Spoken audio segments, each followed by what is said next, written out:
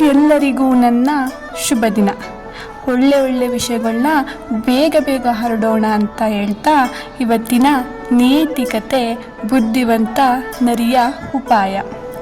ಒಂದು ಕಾಡಿನಲ್ಲಿ ದುಷ್ಟ ಆನೆ ವಾಸಿಸುತ್ತಿತ್ತು. ಅದು ನರಿಗಳನ್ನು ಕೊಲ್ಲುವುದರಲ್ಲಿ ಆನಂದವನ್ನು ಅನುಭವಿಸುತ್ತಿತ್ತು. ಆನೆಯ ಕಾಟದಿಂದ ಬೇಸತ್ತ ನರಿಗಳು ಆನೆಯನ್ನು ಹೇಗೆ ಓಡಿಸಬೇಕು ಎಂದು ನಿರ್ಧರಿಸಲು ಸಭೆ ಕರೆದವು. ಆದರೆ ಯಾವುದೇ ಉಪಾಯದ ಬಗೆಗೆ ಒಮ್ಮತ ಸಿಗಲಿಲ್ಲ.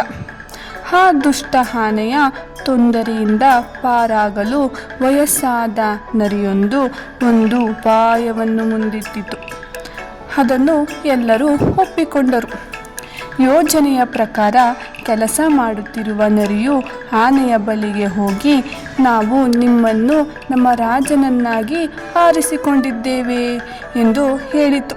ಮತ್ತು ಆನೆಯು ತನ್ನೊಂದಿಗೆ ಪಟ್ಟಾಭಿಷೇಕ ಸಮಾರಂಭಕ್ಕೆ ಬರುವಂತೆ ವಿನಂತಿಸಿತು. ಮಧುರವಾದ ಮಾತಿನಿಂದ ಸಂತೋಷಗೊಂಡ ಆನೆಯು ಪಟ್ಟಾಭಿಷೇಕ ಸಮಾರಂಭಕ್ಕೆ ನರಿಯೊಂದಿಗೆ ಜೊತೆಗೂಡಿತು. ಆನೆಯು ಹೆಮ್ಮೆಯಿಂದ ರಾಜನಾಗಲು ಹೊರಟಿತು. ತನ್ನ ಅಹಂಕಾರದ ಪರಿಣಾಮವಾಗಿ ಅದು ತನ್ನ ವಿವೇಕವನ್ನು ಕಳೆದುಕೊಂಡಿತ್ತು. ಅವುಗಳ ಉಪಾಯದ ಪ್ರಕಾರ ನರಿಗಳು ಒದ್ದೆಯಾದ ಭೂಮಿಯನ್ನು ಎಲೆಗಳಿಂದ ಮುಚ್ಚಿದ್ದವು. ಆದರೆ ಆನೆ ಅದನ್ನು ಗಮನಿಸಲೇ ಇಲ್ಲ.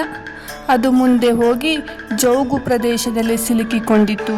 ಆನೆ ಹೊರಬರಲು ಹರಸಾಹಸ ಪಟ್ಟಿತು. ಆದರೆ ಆ ಪ್ರಯತ್ನ ವಿಫಲವಾಯಿತು. ಕ್ರಮೇಣ ಕೆಸರಿನ ಹೊಂಡದಲ್ಲಿ ಆನೆ ಸಂಪೂರ್ಣವಾಗಿ ಮುಳುಗಿ ಸಾವನ್ನಪ್ಪಿತು. ನೀತಿ: ದುಷ್ಟತನವು ಕೆಟ್ಟ ಅಂತ್ಯವನ್ನು ಹುಟ್ಟುಹಾಕುತ್ತದೆ. ನೀತಿ ಏನಂತ ಅಂದರೆ, ದುಷ್ಟತನವು ಕೆಟ್ಟ ಅಂತ್ಯವನ್ನು ಹುಟ್ಟುಹಾಕುತ್ತದೆ.